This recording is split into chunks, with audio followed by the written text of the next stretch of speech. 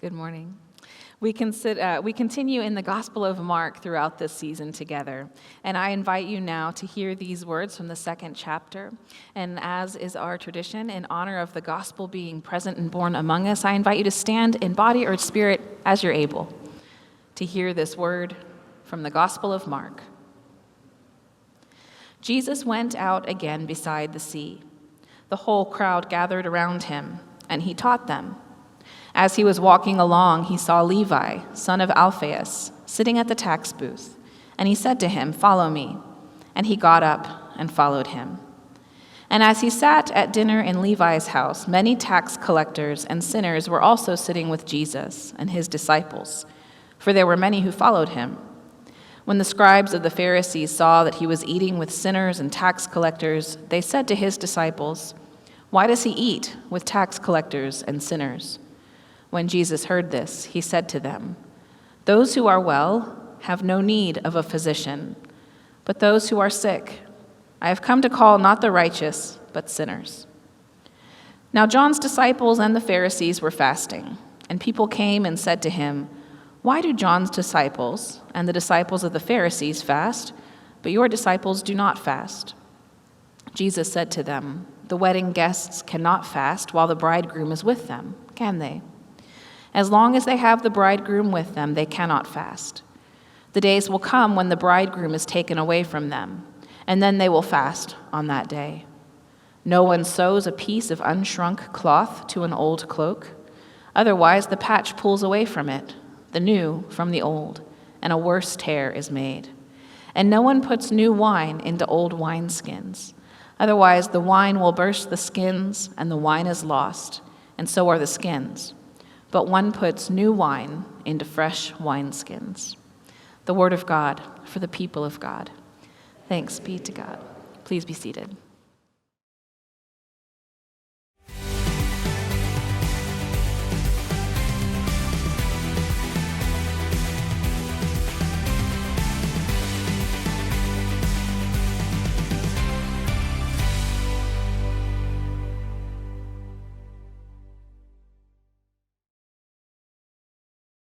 Friends, please join me in a spirit of prayer. Our gracious sovereign and our God, assist me to proclaim, to spread to all the world abroad the honors and glories of thy name. Amen. Did anybody get cold this week? Right? Anybody still cold? I mean, in Houston, 40s feel like 20s, right? I mean, that humidity and the wind come through and make us cold. But I was thinking a lot about my childhood this week for some reason, and some warm days, and a story kind of came to mind of a conversation my dad and I had about 50 years ago now, plus or minus a couple of years, probably about 48 years ago. He was teaching me how to swim, and I wanted to try the diving board. Has anybody ever been on a diving board and tried to teach a toddler, about a 3 or 4-year-old, how to jump off of it? And so if you can imagine, Pastor Brad, I was much younger then, okay, walking out to the end of a diving board with floaties on my arm. Now, I've seen recently these kids have floaties, and they look more like full-on bodysuits, make them as buoyant like as a cork or something. But we just had those little arm floaties. And so I walked out to the end of the diving board with my floaties on my arm, and apparently as I neared the edge of that board, kind of feeling it with my toes, I had second thoughts. I was ready to kind of walk back in.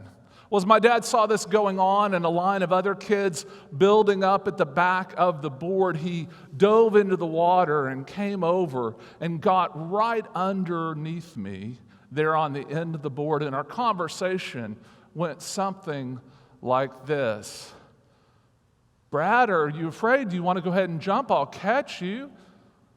"Dad, am I going to get wet?" I asked. He said, "Yes." I said, "Next, am I going to get my head underwater?"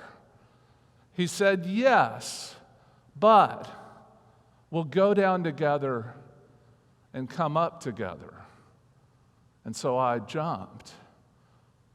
I want you to know that when we look at the Gospel of Mark and we dare to enter its world, we're kind of like a child on the end of a diving board, diving off into the water. We are going to get wet. We are going to kind of get lost in life and all the things that Mark wants to tell us about who Jesus is and what Jesus has done. But God promises to kind of go with us and to pull us back up together. I picked out this picture to kind of represent. I didn't have a picture of me in floaties or I would have put it up there, but do you see that picture there? Now that's a young man there who's probably in the prime of his life, maybe a little bit before it, and you see how he kind of goes underwater there with that board, kind of knowing that any time a wave comes and conflict approaches, that in every challenge there's opportunity. And you see how he dives through that water to find the opportunity that's on the other side of the wave. I love this picture here because it almost makes a complete circle. Because you see, sometimes as followers of Jesus, as we go through life, we feel like we're under that wave and we feel like we're at the bottom of that circle. We feel kind of stuck in a place where the waves have just come and come and come, and we've just been hit time after time. Will we ever come up for air? Will we ever realize that opportunity that's on the other side? But there's also motion in this picture. You can see the buoyancy of him with that board, that he is going to come through on the other side, that somehow his faith in the physics of all of that and the experiences he's had before will come together to kind of lift him up and out of that time into a place where then he can do what he looks like he wanted to do, to serve.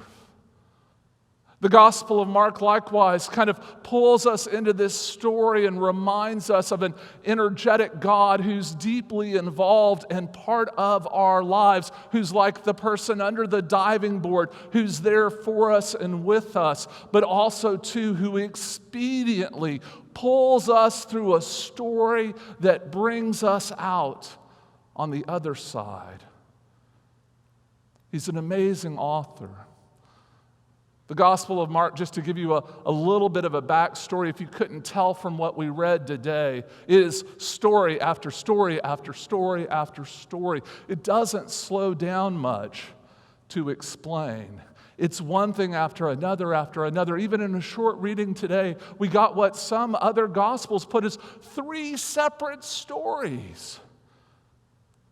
So somehow through the pruning of all the stories about Jesus, the Gospel of Mark gives us something we can hold on to, like that little board the guy was holding on to, that surfboard, to kind of pull us through the wave. Things are missing in Mark that are in other Gospels. In the Gospel of Mark, you don't get a birth narrative. You don't get the Sermon on the Mount or on the plain and so much of the teachings of Jesus. You also don't even get the Lord's Prayer in the middle of Mark, and you don't get any after the resurrection appearances. In the Gospel of Mark, you get an essence that calls you to make a singular decision. Are you going to hold on to the board and make it through or not? Is Jesus who he says he is? Is Jesus what he did? Is Jesus the Son of God fully revealed or not? And that gospel in its expediency asks us over and over again who this Jesus is and why does this Jesus make a difference in our lives. That same question should be asked of each one of us every time those waves come, every time we feel wet, Every time our heads go underwater and we wonder, will we ever be able to come up for breath? You see, the Gospel of Mark is my favorite book. And why are y'all laughing at me? We have guests at the beginning of the year. Do I say every book of the Bible is my favorite book? So y'all have heard that before? It is. The one I'm reading for those that aren't with us every week, especially Quartet. Every book is my favorite book in the Bible. I say that quite often. But Mark is an amazing book that pulls us through the waves. So welcome to our sermon series on Mark called The Difference. And in these weeks together as we go in our preparation for Lent, we will be preparing ourselves to really look deeply at the difference Jesus makes in our life. It is the core question in Mark. Who is Jesus? Who is Jesus? Who do you believe that Jesus is? When we go to this story that we looked at today, it just starts really kind of innocently in verse 13. It says, Jesus went out again beside the sea. And there, when we get beside the sea, it's as expected. He's been in Capernaum doing teaching and healings. And what we know is such a crowd has gathered around Jesus because he's in a ability to do these healings, because he's done these healings. I have a question for you today. How many of you have a primary care physician? Anyone? How many of you have a dentist? Anybody have an optometrist? How many of you have fewer than 3 doctors who help you with your health? So imagine being in a time when there were no doctors and no medicine, and you hear there's someone who can alleviate the pains and challenges of life, who can do healing.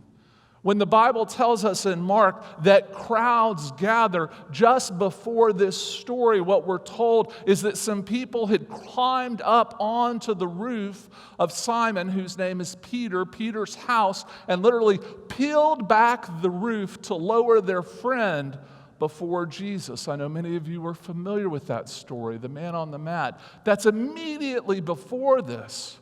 So when Jesus goes out of the house back by the sea, needless to say, that crowd just tries to swarm him.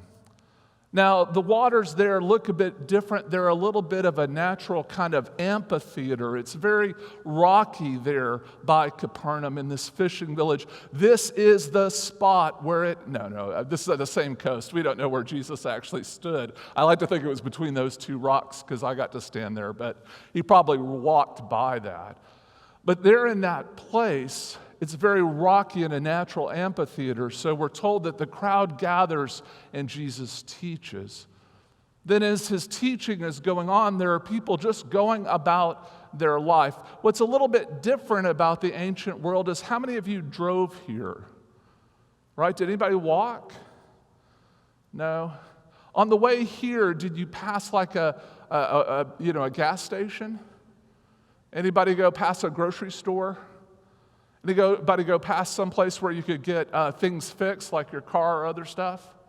Right? I mean, in the ancient world, all these things were in little pathways that you walked by, and it was right by the main thoroughfare. And just like in small town Texas, if you go out to a place today and you're trying to go around a town, the good towns have bypasses for interstates. The other towns, they try to get you on the business route, so you have to stop everywhere along the way to help the local commerce. In the ancient world, it was the same. They would kind of take the main road that went around town, and they would put you through that little walkway, and along that walkway would be all the different vendors and people that could help you. Now, this particular walk Jesus was taking by the sea was down there next to something called the Via Maris. It was kind of the I-10 of the ancient world. It was the way you got goods from Damascus to Caesarea Maritima to kind of take things by.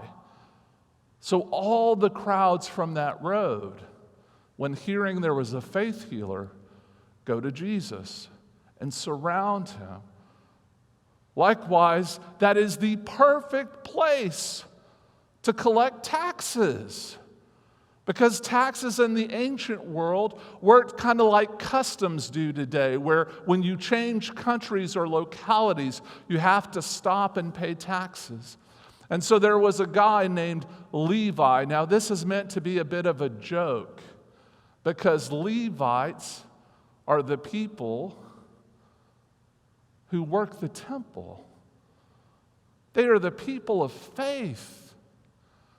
They're not meant to be collecting taxes for the Roman authorities who have prevented temple practice.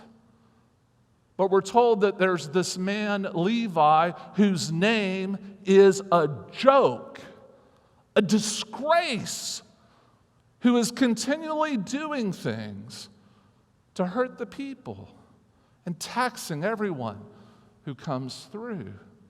We're told that while in his tax booth, Jesus walks right up to him and says, "Follow me." And we're told he does. Now, some of you, when you say tax booth, does anybody remember Charles Schultz and the little cartoon called Peanuts? Right? And Lucy would build a little booth, and she would sit in it. All right, don't think like that. Instead, this booth was probably a rock that had been carved, and he was sitting there. I've got a kind of a picture of it right here. You see that kind of big carved rock in the middle? That's more of what it would look like. There's a guy with an abacus, keeping the taxes for someone. But Jesus would have walked up to that tax collector, that bored bureaucrat, and said, "Follow me." And he did.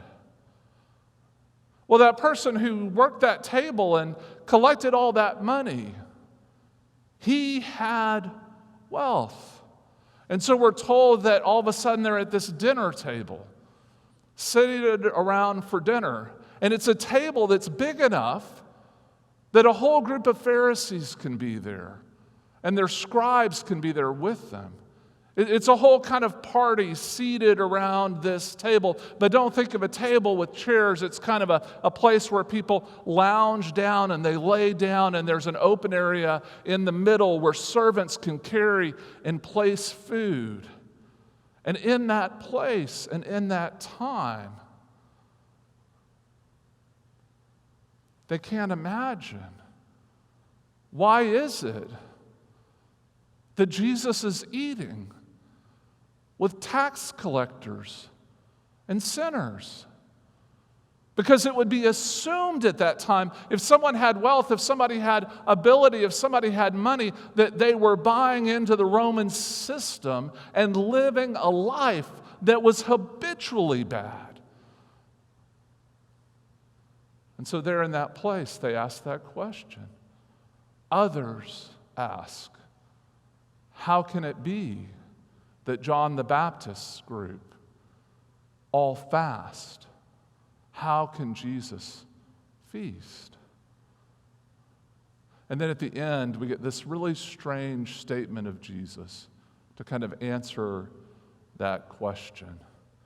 That if you have a cloak and you put an unshrunk patch on it, over time as the patch shrinks, it'll tear away. And likewise, if you have a wineskin that's new and hasn't been stretched out yet, and you put new wine in it that also hasn't let go of all the different chemicals and what they call this kind of airing out in it, that it will burst the skins. These stories kind of happen one after the other, and what message is in there for us today? You see, I think the thing about Mark that we might miss as we read it, because we've heard those stories so many times from so many other people, is that in each one of those stories, people are reacting and responding to Jesus. It's a subtle point to make, but there's no kind of back and forth with Jesus where they're asking questions. Jesus responds and then responds again when they talk back. That's missing from Mark. You see, in the Gospel of Mark, somehow every time that Jesus speaks, something happens. Every time Jesus states something, a clarity, just a beautiful understanding of those red letters somehow yields a deeper truth. And so here along the seaside, all these people coming out to have their bodies healed. Jesus teaches them, we're told. And they not just have their bodies healed, they have their soul healed and come to know more about who God is. I mean, what does it mean that God came to earth and made time to care about their ailments? Wow. And they respond by learning and receiving. He comes up to this guy, Levi, that he finds there in the tax booth. And he responds. This shill who's supporting the Roman government, whose name is a joke, whose values are a disgrace, leaves his work and his place and follows Jesus. And then when having Jesus at his home, other groups, the religious people, the people who should know better, there they all respond. Well, how can he eat with sinners and tax collectors? How can he do this and that? They all talk about what Jesus is doing. And finally, we come to those beautiful part, those two parables that are really written for the people of the time, but are meant by Mark for us. You see, the question there in that beautiful gospel is, how will we respond to Jesus? Who will we be as followers of the Lord? Who do we say he is? And so as we kind of go through this gospel together, I want us to keep in mind that central question: how do you respond to Jesus? You know, here at MDUMC, as we enter a new year, we have kind of some specific ways we respond to Jesus. We're encouraging everyone to figure out where they are in their walk with the Lord. I mean, maybe you're sitting alongside the beach, there working your tax booth with a beautiful view, a house bigger than you can ever imagine, and everything you could have wanted. Your life is well ordered, and everything fits on your abacus just perfectly. How do you respond when Jesus comes to you and says, "Follow me. We have work to do"? Maybe you're a religious person. Maybe you've been brought up in church. Maybe you check your boxes and you dot your I's and you cross your T, and you would never miss a week. How do you respond when the Spirit of God moves in your midst? Do you put more barriers in the ways of other people? Do you fixate on your own preference or desire? Or do you spend time looking for others? How do we respond? Here at MDUMC, what we want to do in the new year is start by taking the next step. Maybe you come to church every Sunday. Well, take the next step. What's the next thing you need to do? Maybe you do a lot. What's the next step? We take the next step by showing up, and then we get involved in a group. We get involved in some other group of followers who are with us and surrounding us and helping us be in relationship with our faith. And then, friends, as MDUMC, we make a difference. We do things for other people. We follow Jesus into those places that other people will not go. Friends, I pray that as we look to this new year, we're ready to dive in again. Did you see that picture?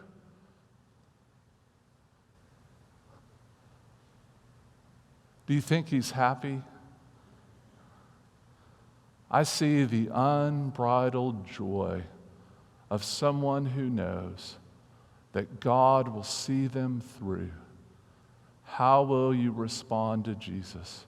Because the one thing, the common thread that ties it all together is when you dive in holding on to Jesus, that challenge, that difficult thing that you're called to face and take on, the greatest opportunity lies through it and on the other side.